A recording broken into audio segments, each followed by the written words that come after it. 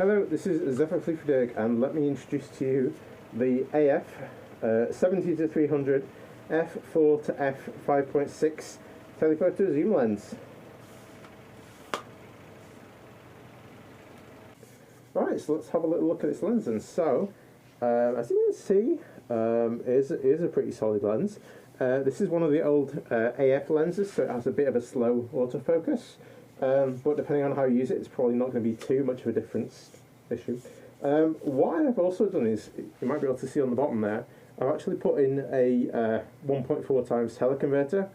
What that means is you can attach this between the camera body and the lens, and this will basically multiply the focal length by 1.4 times.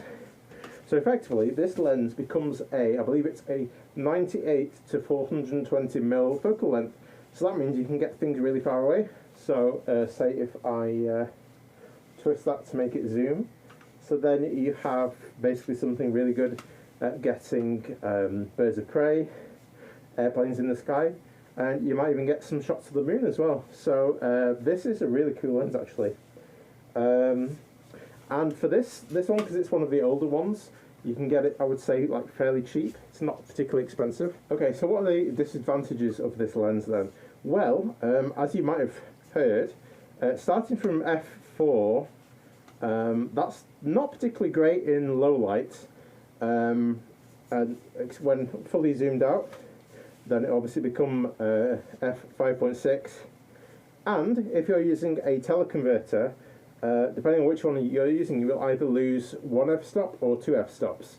So that means it's going to be a really big decrease in the amount of light coming into your sensor.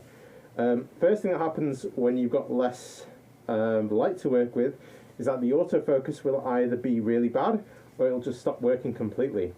So then you're reduced to only using manual zoom. Not a massive issue, but it might affect something if you do rely on autofocus a lot. But yeah, the amount of zoom you can get on this is really cool. That's one thing I really like about it. But yeah, this lens is a lot of fun, especially for like wildlife. Especially use it for some sports as well. Again, with the high aperture, you're not going to get that much light in there, so it does have to be like a sunny daytime, that kind of thing.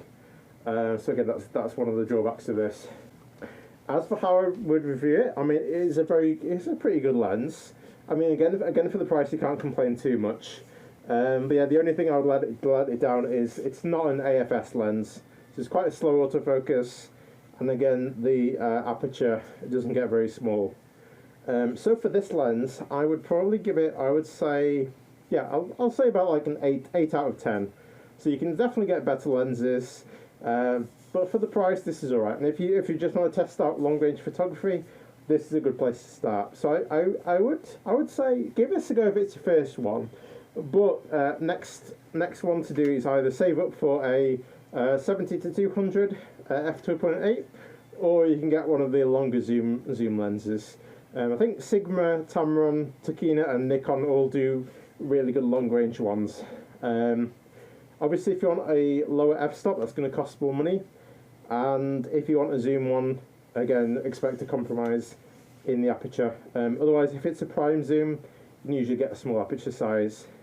But some of those can be quite pricey and also expensive. This one is pretty light. I can carry this around all day. Other big zoom lenses, they are huge and quite heavy. So do bear that in mind. But yeah, that's my review of the AF 70-300. Hello everybody! Thank you for watching the video. Please make sure to like and subscribe and ring that bell if you want to get notified about future videos. In the meantime, catch you next time. Stay safe.